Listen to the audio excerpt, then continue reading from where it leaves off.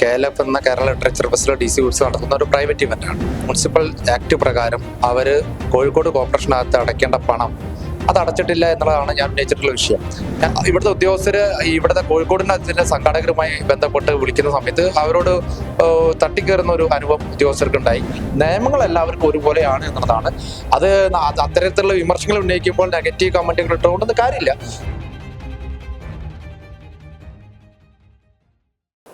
നമസ്കാരം. Kerala literature festival അഥവാ KLF കഴിഞ്ഞിട്ട് ഏതാനും ദിവസങ്ങളായി കഴിഞ്ഞിരിക്കുന്നു. എന്നാൽ ഇപ്പോൾ KLFന്റെ നടത്തിപ്പുമായി ബന്ധപ്പെട്ട് വളരെ ഗുരുതരമായ ആരോപണങ്ങളാണ് വരുന്നത്. ഇപ്പോൾ നമ്മളോടൊപ്പം ഉള്ളത് BJP നേതാവ് റിനീഷാണ്. ഇപ്പൊ KLFന്റെ സംഘാടകർക്കെതിരായിക്കൊണ്ട് വലിയ ആരോപണങ്ങളാണ് ഉയരുന്നത്. ചേട്ടൻ സാമൂഹ്യ മാധ്യമത്തിൽ ഒരു വീഡിയോ അടക്കം പോസ്റ്റ് ചെയ്യുന്ന ഒരു സാഹചര്യം ഉണ്ടായിരുന്നു. എന്താണ് ഈ ഒരു വീഡിയോ പോസ്റ്റ് ചെയ്യുന്നതിലേക്ക് നയിച്ചത്? നമ്മൾ മനസ്സിലാക്കേണ്ടത് KLF എന്ന കേരള ലിറ്ററേച്ചർ ഫെസ്റ്റിവൽ DC ഉത്സവം നടത്തുന്ന ഒരു പ്രൈവറ്റ് ഇവന്റാണ്. ആ പ്രൈവറ്റ് ഇവന്റ് നടത്തുന്ന സമയത്ത് മുനിസിപ്പൽ ആക്ട് പ്രകാരം അവർ കോഴിക്കോട് കോർപ്പറേഷനകത്ത് അടയ്ക്കേണ്ട പണം അത് അടച്ചിട്ടില്ല എന്നുള്ളതാണ് ഞാൻ ഉന്നയിച്ചിട്ടുള്ള വിഷയം. ഞാൻ ആ പരിപാടിക്ക് എതിരോ ആ പരിപാടിയുടെ മെറിറ്റ്സോ ഡിമെറിറ്റ്സോ ഒന്നും നമ്മൾ പറഞ്ഞിട്ടില്ല. ആ പരിപാടിയെ സംബന്ധിച്ച് ധാരാളം ആളുകൾ കോഴിക്കോട് വന്നിട്ടുള്ള പരിപാടിയാണ്. ധാരാളം ആളുകൾ ഇഷ്ടപ്പെടുന്ന പരിപാടിയാണ്.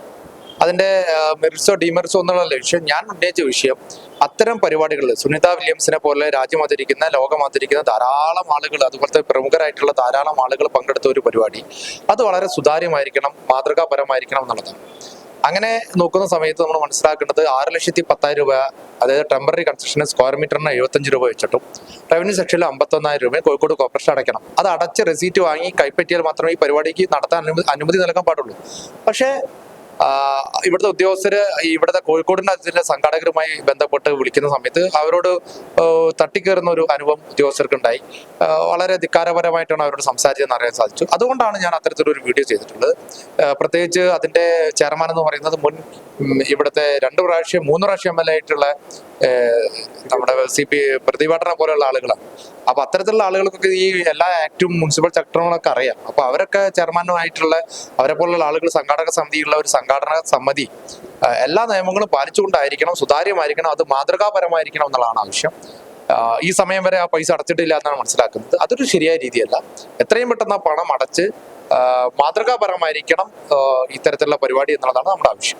ശരിക്കും ഇത് ചേട്ടൻ പറഞ്ഞ പോലെ തുടങ്ങുന്നതിന് മുമ്പേ പണം അടച്ച് രസീത് മേടിച്ച് അനുമതി മേടിക്കണം. അതെ. അതായത് ഇപ്പൊ ഒരു പബ്ലിക്, ഇപ്പൊ ഉദാഹരണം നാളെ ഞാനൊരു ഇവന്റ് നടത്താം, ഒരു ലിറ്ററേച്ചർ ഫെസ്റ്റിവൽ പോലെ വേറെ ഒരു ഫെസ്റ്റിവൽ നടത്തുകയാണെങ്കിൽ, അല്ലെങ്കിൽ നാളെ വേറെ ഏതെങ്കിലും ഒരു ഇത്തരത്തിലൊരു പബ്ലിക്കേഷൻ ഒരു പരിപാടി നടത്തുമ്പോൾ അവർ ആദ്യം ചെയ്യേണ്ടത്, ഇപ്പൊ പോർട്ട് ഓഫീസർ പോർട്ടിന്റെ വരുമ്പോൾ അവിടെയാണ് ബീച്ചിലാച്ച പോർട്ടിന്റെ പരിപാടി, DTPCന്റെ പെർമിഷൻ വാങ്ങണം, അവരുടെ പണം അടയ്ക്കണം.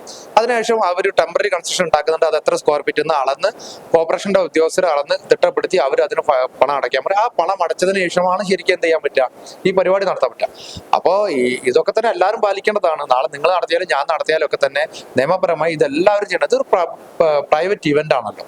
ആ പ്രൈവറ്റ് ഇവന്റ് നടത്തുന്ന സർക്കാർ സംവിധാനങ്ങൾ വെച്ചാൽ അതിന് ഒരുപാട് നിയമവ്യവസ്ഥകൾ വ്യത്യസ്തമാണ്. ഇപ്പൊ ഉദാഹരണത്തിന് ഞാൻ പറയാം, ഞങ്ങളിവിടെ പ്രധാനമന്ത്രി വരുന്ന പരിപാടി, ഞാനൊക്കെ അത്തരത്തിലുള്ള സംഘാടക സമിതിയിൽ ഉൾപ്പെട്ടുള്ള ആളുകൾ. അങ്ങനെ പ്രധാനമന്ത്രി കടപ്പുറത്ത് വരുന്ന പരിപാടികൾ ഞങ്ങൾ പോർട്ടിന് പൈസ അടയ്ക്കണം, പെർമിഷൻ വാങ്ങണം, DTPC പൈസ അടയ്ക്കണം, പെർമിഷൻ വേണം. അപ്പൊ അതൊക്കെ ഞങ്ങൾ എല്ലാവരും ചെയ്തിട്ടുള്ളതാണ്. അപ്പൊ അത് ആര് പങ്കെടുത്താലും നിയമങ്ങൾ എല്ലാവർക്കും ഒരുപോലെയാണ് എന്നുള്ളതാണ്. അത് അത്തരത്തിലുള്ള വിമർശനങ്ങൾ ഉന്നയിക്കുമ്പോൾ നെഗറ്റീവ് കമന്റുകൾ ഇട്ടുകൊണ്ടൊന്നും കാര്യമില്ല. നമ്മൾ ഉദ്ദേശിച്ചത് വളരെ ജെന്യൂൻ ആയിട്ടുള്ള വിഷയമാണ്. നാളെ ആര് നടത്തിയാലും അവരൊക്കെ നിയമപരമായി കാര്യങ്ങൾ നടത്തണം. ആ പരിപാടിക്കെതിരെ അല്ല ഞങ്ങൾ പറഞ്ഞിട്ടുള്ളത്. ആ പരിപാടി നിയമപരമായി നടത്തണമായിരുന്നു, സുതാര്യമായിരിക്കണമായിരുന്നു എന്നാണ് എന്റെ ആവശ്യം. ജനുവരി 22 മുതൽ 25 വരെയായിരുന്നു KLFന്റെ ഈ സീസൺ കോഴിക്കോട് കടപ്പുറത്ത് വെച്ച് നടന്നത്. അപ്പോൾ അതിനെതിരായിക്കൊണ്ടാണ് ഇത്തരത്തിൽ ഗുരുതരമായ ഒരു ആരോപണം ഉന്നയിക്കപ്പെടുന്നത്. അതായത് സത്യം പറഞ്ഞാൽ കോഴിക്കോട് കടപ്പുറത്ത് ഇത്തരത്തിൽ ടെമ്പററി കൺസ്ട്രക്ഷൻ നടത്തുന്നതിന് സ്ക്വയർ ഫീറ്റിന് 75 രൂപ നിരക്കിൽ പണം കോർപ്പറേഷനകത്ത് അടക്കേണ്ടതുണ്ട്. അത് ഏകദേശം 8,000 സ്ക്വയർ ഫീറ്റിൻ്റെതായിട്ടുള്ള ടെമ്പററി കൺസ്ട്രക്ഷൻ ആണ് ഇപ്പോൾ ബീച്ചിനകത്ത് KLF അധികൃതർ നിർമ്മിച്ചിരിക്കുന്നത്. അപ്പോൾ അതിന് തത്തുല്യമായ ഉദ്ദേശം 6,00,000 രൂപ കോർപ്പറേഷനിലേക്ക് അടക്കേണ്ടതുണ്ട്. എന്നാൽ നാളിതുവരെയായിട്ടും അത് അടച്ചിട്ടില്ല എന്നുള്ളതാണ് BJP നേതാക്കൾ ഉന്നയിക്കുന്ന ഒരു പ്രധാനപ്പെട്ട ആരോപണം. സത്യത്തിൽ പരിപാടി തുടങ്ങണമെങ്കിൽ പോലും ഇത് അടച്ചതിന് ശേഷം മാത്രമേ കൺസ്ട്രക്ഷൻ ആരംഭിക്കാൻ വരെ പാടുള്ളൂ എന്നുള്ളതാണ് നിയമം. അപ്പോഴാണ് ഈ പരിപാടി കഴിഞ്ഞ് ഇത്ര ദിവസമായതിനു ശേഷവും ഇതുവരെ അടച്ചിട്ടില്ല എന്നുള്ളതും മാത്രവുമല്ല ഈ പണം ചോദിക്കുന്ന സമയത്ത് തട്ടിക്കയറുന്ന ഒരു സമീപനം ഉണ്ടായി എന്നുള്ളതും നമുക്ക് മനസ്സിലാക്കാൻ വേണ്ടി സാധിക്കുന്നത്. ഇവിടെ നാം പറയുന്നത് പോലെ KLF പോലെ ലോകമറിയുന്ന അല്ലെങ്കിൽ രാജ്യം ഒട്ടാക്കി ചർച്ച ചെയ്യുന്ന ഒരു പരിപാടി കോഴിക്കോട് വെച്ച് സംഘടിപ്പിക്കുന്ന നമുക്ക് എല്ലാവർക്കും സന്തോഷമുള്ള കാര്യമാണ്. അതിൽ ആരും എതിരല്ല. മാത്രമല്ല അക്കാര്യത്തിൽ ആർക്കും എതിരഭിപ്രായവുമില്ല. ഇവിടെ നാം ഉന്നയിക്കുന്ന വിഷയം എന്ന് പറയുന്നത് ഇത്തരം പരിപാടികൾ സംഘടിപ്പിക്കുമ്പോൾ അത് നിയമാനുസൃതമായിരിക്കണം. നിയമത്തിന്റെ എല്ലാ നൂലാമാലകളും നിയമത്തിന്റെ എല്ലാ വശങ്ങളും പരിശോധിച്ച് അവയെല്ലാം കൃത്യമായി പാലിച്ചുകൊണ്ടായിരിക്കണം ഈ പരിപാടി സംഘടിപ്പിക്കേണ്ടതെന്നുള്ളതാണ്. കോഴിക്കോട് നിന്ന് നിഖിൽ കക്കാടത്ത്, മറുനാടൻ TV.